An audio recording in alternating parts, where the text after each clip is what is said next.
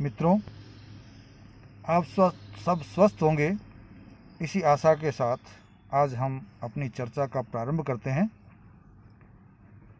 चर्चा पीछे जो हमारे रीति से संबंधित जो जानकारियां हम ले रहे थे, उसी को आगे बढ़ाते हुए बात करेंगे। आज हम करेंगे रीति भेद, अर्थात रीति के कितने भेद माने गए हैं। इससे पूर्व हमने रीति की परिभाषा जानी थी, रीति का अर्थ जाना था, जो व्युत्पत्तिगत भी और कोशगत भी दोनों अर्थ लिए थे। और तत्पश्चात रीति की जो परंपरा रही है, उस परंपरा का ज्ञान भी हमने प्राप्त किया था। आज हम उसी रीति के भेद कितने माने गए हैं। तो परंपराओं के अध्ययन के अंतर्गत हमने देखा था कि विभिन्न विद्वानों द्वारा, विभिन्न आचार्यों द्वारा इसके अलग अलग भेद किए गए थे, जिनकी संख्या भी अलग अलग रही थी। हम उनमें से सिर्फ आज 3 के भेदों को पुनः जो है यहाँ देखेंगे और उसके बाद उनका वर्णन करेंगे।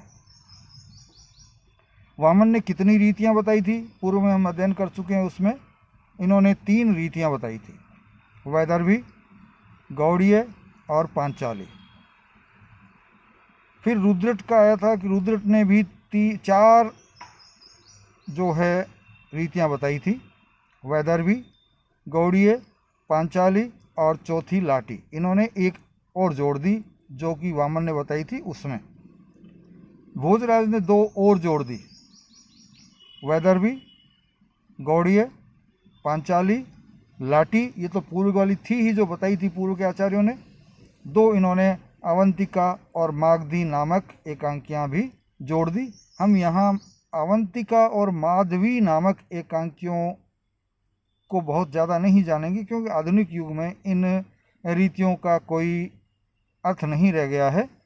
तो हम 4 जो मुख्य रीतियाँ संपन्न इस समय है या चल रही है साहित्य में, उनका ही अध्ययन हम करेंगे। तो इस प्रकार से हम देखते हैं कि विभिन्न आचार्यों ने रीति के भेद पर चर्चा करते समय रीतियाँ तरह तरह की बताई, और इनकी संख्या कितनी हो, इस पर विभिन्न आचार्यों में मतभेद भी रहे हैं। परंतु हम उन मतभेदों पे नहीं पड़ेंगे। एक चीज़ तो हम ये जान लें कि आचार्य वामन का जो वर्गीकरण है रीतियों के संबंध में, वो सबसे अधिक मान्य है, 3 भेद। लेकिन हम थोड़ा सा अब आधुनिक युग को ध्यान में रखते हुए और आगे बढ़ेंगे। हम अन्य आचार्यों की बातों को भी ध्यान में रखते हुए, एक समन्वित रूप रखते हुए, समन्वित विचार रखते हुए हम आगे बढ़ते हुए रीति के 4 भेदों पर चर्चा करेंगे। चौथी जो रीति होगी वो लाटी होगी, जो रुद्रट वाला जो रहा है, तो उसी को लेकर के हम चलेंगे और इन सब की परिभाषा, इनकी विशेषताएं हम जानने की कोशिश करेंगे। इन 4 भेदों पर ही हम आज की चर्चा को अपने आधारित रखेंगे। सबसे पहले आते हैं वैदर्भी रीति। वैदर्भी रीति पर चर्चा करते हुए वामन ने इसके बारे में कुछ बातें स्पष्ट की थी, वो हम यहाँ पहले लेते हैं कि वामन के अनुसार वैदर्भी क्या है। नाम से स्पष्ट है कि वैदर्भी किस क्षेत्र में हुआ करती होगी। वैदर्भी रीति विदर्भ नामक क्षेत्र में होती थी, तो वहीं से इनकी बात शुरू होती है। विदर्भ आदि देशों में प्रचलित काव्य रीति वैदर्भी है। पहली चीज़ तो ये, कहाँ प्रचलित रही है ये? विदर्भ आदि जो क्षेत्र हैं, आदि जो देश हैं, उसमें। दूसरी इसकी खासियत जो होती है, जिससे इसकी पहचान हो सकती है, वो बताने की कोशिश यहाँ इस परिभाषा में की है। वो क्या है?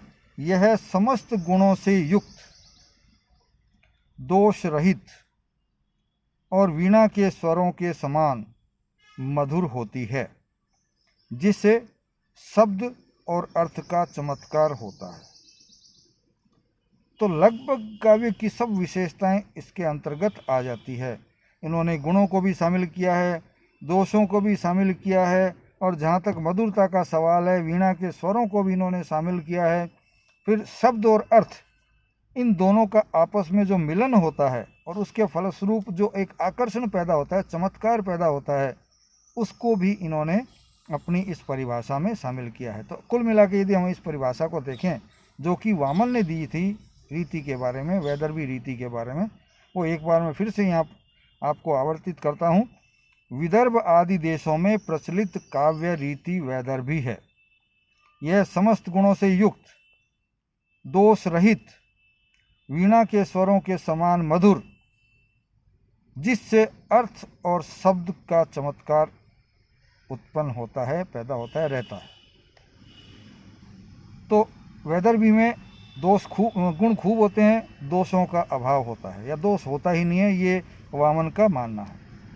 अब हम जब आज के युग में रीति के आधार पर जब साहित्य की विवेचना करेंगे तो थोड़ा सा हमें और अधिक जागरूक होना पड़ेगा, सजग होना पड़ेगा। तो उस समय हमको इस परिभाषा में कौन सी बातें शामिल करनी चाहिए वो भी है, तो उसको मैं समन्वित परिभाषा का नाम दूंगा कि इसकी समन्वित परिभाषा क्या होनी चाहिए, वो आपको मैं यहाँ बताता हूँ। तो ध्यान दीजिएगा।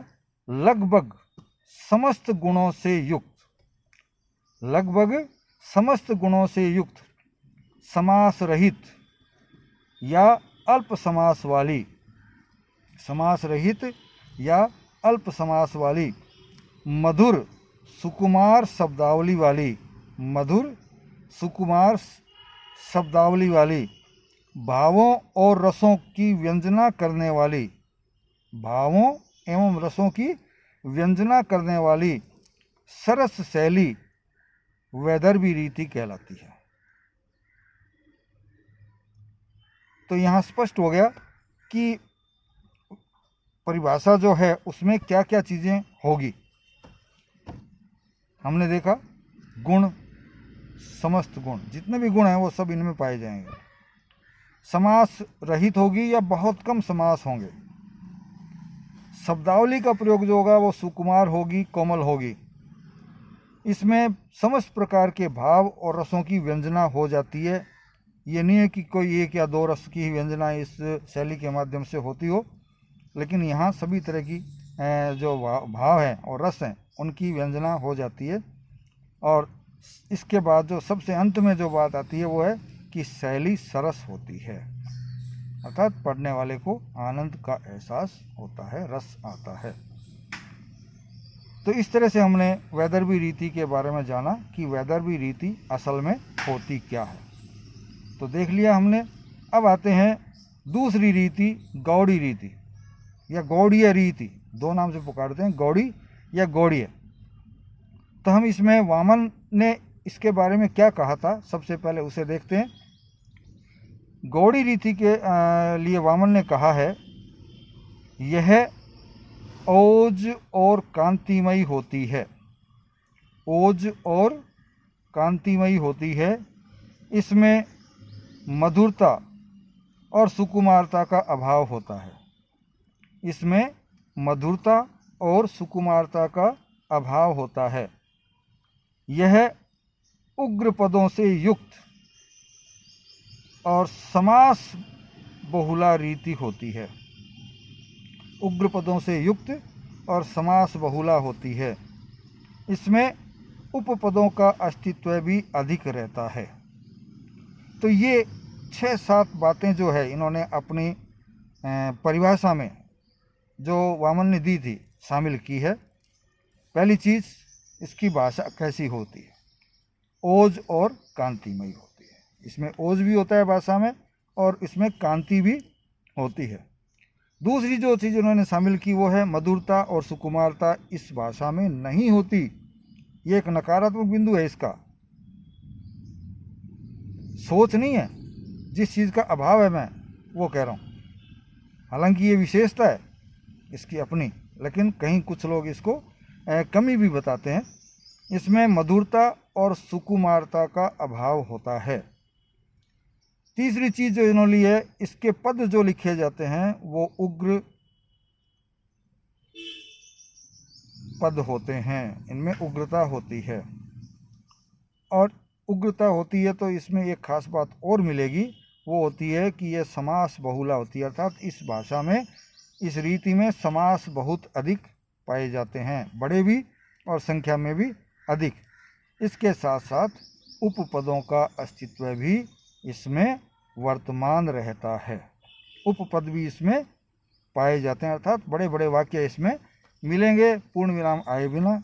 तो ये एक थोड़ी सी कठिन भाषा हो जाती है इसमें। तो रीति ये जो है कठिन है, लेकिन इस रीति की खासियत क्या होती है, युद्ध के मैदान में हुए या वीरता के जो काव्य हैं वो हुए, या कहीं माहौल को यदि कठोर बनाना है, आपकी मृदुता को कम करना है और आपकी शक्ति को बढ़ाना है, तो इस तरह की ये रीति जो है काम में ली जाती है। जैसे प्राचीन समय में जब राजा महाराजा लड़ने के लिए जाते थे, युद्ध करने के लिए जाते थे, तो उस समय के जो चारण वगैरह होते थे वो नगाड़ों का प्रयोग करते हुए इसमें कठोर शब्दों का प्रयोग, जिसमें ड़ इत्यादि ड़ वगैरह जो हैं उन शब्दों का प्रयोग, वर्णों का प्रयोग अधिक होता था, जिससे कि उनमें जोश भर जाता था। तो जोश भरने वाली ये एक भाषा है, रीति है, जो कि अपने वामन ने बताई। अब इसकी आधुनिक युग के अनुसार हम जब समन्वित रूप से परिभाषा देखेंगे, तो समन्वित परिभाषा को हम यहाँ भी देखेंगे। तो वो आप देखिए, समन्वित परिभाषा में क्या होना चाहिए, दीर्घ समास वाली, ओज व कांति गुणों से युक्त, अक्षराडंबर प्रधान, परुष और संयुक्ताक्षरों वाली शैली गौड़ी रीति होती है। तो चीज़ें लगभग वही हैं जो कि वामन ने बताई, कोई एक आध चीज़ अलग हटके इसमें आ गई है। समास, दीर्घ समास वहाँ भी बताया है उन्होंने, तो दीर्घ समास वाली होती है। ओज गुण बताया है, कांति गुण बताया है, वो भी यहाँ हमारे साथ है, उससे युक्त होती है। अक्षरों का आडंबर शब्द का प्रयोग नहीं किया, लेकिन लंबे लंबे वाक्य और लंबे लंबे शब्द यदि काम में लिए जाते हैं, और ऐसे शब्द काम में लिए जाते हैं जो कि बोलने में थोड़े से कटु हों, कठोर हों, तो हम उसको कह सकते हैं कि ये जो है भाषा का प्रयोग किया जाता था। और परुष और संयुक्त अक्षरों वाली शैली, परुष कठोर और संयुक्त शब्दों वाली, अक्षरों वाली ये शैली होती है, जो कि गौड़ नामक क्षेत्र में पाई जाती थी, जो कि पूर्व में पाई जाती है, भारत के पूर्वी क्षेत्रों में बोली जाती है, जिसमें बंगाल के आसपास या बंगाल का क्षेत्र ही कोई प्राचीन समय में गौड़ क्षेत्र कहलाता था, और उसी के नाम पर इसका नामकरण किया गया गौड़ रीति या गौड़ीय रीति। तीसरी जो बात आती है वो है पांचाली रीति। सबसे पहले वही वामन ने क्या कहा इस रीति के बारे में वो देखेंगे। वामन के अनुसार माधुर्य और सुकुमारता से संपन्न पांचाली रीति होती है। पहली चीज़ क्या बताई उन्होंने, माधुर्य और सुकुमारता से युक्त रीति पांचाली होती है। दूसरी खासियत जो इसको वैदर्भी से अलग करती है वो क्या है, यह अगठित, भाव शिथिल, अगठित भाव शिथिल, कांति से रहित अर्थात छाया युक्त, कांति से रहित अर्थात छाया युक्त, मधुर और सुकुमार गुणों से युक्त होती है। ये बातें इन्होंने इसमें अपने बताई है। तो पहली चीज़ क्या बताइए, मधुरता और सुकुमारता, माधुर्य और सुकुमारता। दूसरी चीज़ जो इसको वैदर्भी से अलग करती है वो क्या है, अगठित भाव शैली या शिथिल। इसमें उसकी तरह व्यवस्था नहीं होती जैसी वैदर्भी में होती है, वो गठित भाषा होती है पूरी तरह उसमें। इसमें भाव भी बिखरे रहते हैं और अगठित भी रहते हैं, और कांति से रहित अर्थात इन शब्दों में कोई कांति नहीं होती, ये कोई जोश पैदा नहीं करते, छायायुक्त तथा बिल्कुल ठंडे तरीके से भाषा का प्रयोग इसमें किया जाता है, और उसके साथ साथ इसमें मधुरता और सुकुमारता का गुण पाया जाता है। तो इस तरह से वामन ने पांचाली को वैदर्भी से अलग दिखाया है कि यह वैदर्भी से कम गुणों से युक्त होती है, वैदर्भी से कम इसकी क्षमताएं होती है।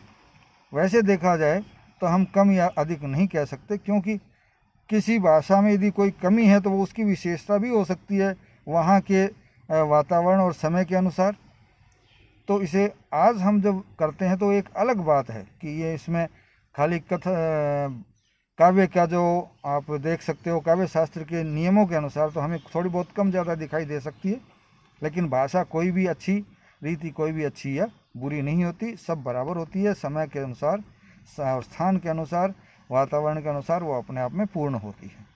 और ये हम कह सकते हैं कि एकदम पूर्ण कभी भी कोई भाषा नहीं होती। भाषा में हमेशा विकास का स्थान बना रहता है। अब इसमें हम समन्वित परिभाषा को देखेंगे, वो क्या हो सकती है। वो देखिए, स्वल्प समास वाली, सुकुमार शब्दावली प्रधान, शिथिल पद संगठन वाली शैली पांचाली रीति होती है। स्वल्प समास अर्थात अलग समास तो होते हैं लेकिन बिल्कुल कम। शब्दावली कैसी होगी? सुकुमारता युक्त शब्दावली होगी। और पद कैसे होंगे? शिथिल होंगे। पदों का संगठन बहुत अच्छी तरह से नहीं मिलेगा, पद आपको बिखरे बिखरे दिखाई देंगे, उसका संगठन पूरी तरह मजबूत दिखाई नहीं देगा। तो ऐसी शैली पांचाली कहलाती है। अब आते हैं लाठी रीति। चूंकि लाठी रीति या लाठी रीति के बारे में वामन ने तो कुछ बताया ही नहीं था, ये तो बाद में आई है, तो हम वामन की परिभाषा को यहाँ नहीं लेंगे। हम आज के युग में जो परिभाषा चलन में है, जिन चीज़ों को उसमें शामिल किया जा रहा है, वो लेते हुए ही इसकी बात करेंगे। तो हम यहाँ देखते हैं कि लाठी रीति जो है वो क्या हो सकती है, या उसकी परिभाषा क्या बन सकती है, उसकी विशेषताएं क्या होती है। लाठी रीति की परिभाषा: कोमल पदों वाली उचित समास से युक्त विशेषण प्रधान वर्णन वाली शैली लाठी रीति कहलाती है।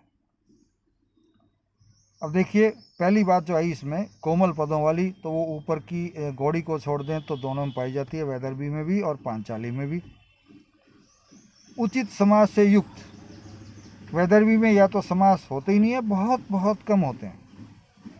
इसी तरह पांचाली में भी समास जो है काफ़ी कम मात्रा में पाए जाते हैं, स्वल्प समास पाए जाते हैं। लेकिन यहाँ देखिए, इन्होंने न कम बताए हैं न ज़्यादा बताए हैं। उचित अर्थात भाषा का प्रयोग करते समय जितने सामासिक शब्दों का प्रयोग आवश्यक है, उतने ही समासों का प्रयोग इस भाषा में मिलता है। उसका परिणाम क्या होता है कि ये भाषा बिखरी हुई दिखाई नहीं देती, अर्थात इस भाषा में या इस रीति में पदों में बिखराव दिखाई नहीं देता। उससे एक अलग खास बात जो इसको अन्य रीतियों से अलग करती है, वो है कि इसमें जो शैली प्रयोग में ली जाती है, जो भाषा प्रयोग में ली जाती है, वो विशेषण प्रधान होती है। ये इसकी अन्य जो रीतियां हमने पढ़ी उससे थोड़ी अलग है, काफ़ी अलग है, जो इनको उनसे अलग करती है। तो विशेषण अर्थात हर काव्य की विशेषता होती है, हर वस्तु की विशेषता होती है, हर व्यक्ति की विशेषता होती है। विशेषण हो तो उनका वर्णन विशेष तौर पे करने वाली ये शैली लाठी शैली कहलाती है। ये लाट नामक क्षेत्र में चलन में रही है। लाट भारत के पश्चिम क्षेत्र का हिस्सा कहलाता है। वर्तमान में गुजरात इत्यादि जो है उसी क्षेत्र में कहीं लाट हुआ करता होगा। आज तो नहीं है, आज तो गुजरात में सौराष्ट्र है और गुजरात है, दो है हिस्से गुजरात के। इधर आते हैं तो राजस्थान में आ जाते हैं, तो राजस्थान में भी ये 3-4 हिस्से हैं, लेकिन उसमें लाट का नाम कहीं नहीं आता। लेकिन पुराने समय में इन क्षेत्रों के, जैसे पूर्व का क्षेत्र गोड़ कहलाता था और पश्चिम का क्षेत्र लाट कहलाता था, तो लाट क्षेत्र से निकल करके ये भाषा हमारे सामने आती है। तो इस प्रकार से हमने रीति के भेद के अंतर्गत 4 प्रकार के प्रमुख भेद जो हैं वो लिए। उनकी क्या विशेषता होती है वो उनकी परिभाषाओं के माध्यम से हमने जान ली है। और आपको भी इनका ऊपर आधारित एक प्रश्न जो है वो करना है, वो है कि रीति के भेद कितने हो सकते हैं या रीति के कितने भेद माने गए हैं, बताते हुए प्रत्येक भेद का संक्षेप में वर्णन कीजिए। प्रत्येक भेद का संक्षेप में वर्णन कीजिए।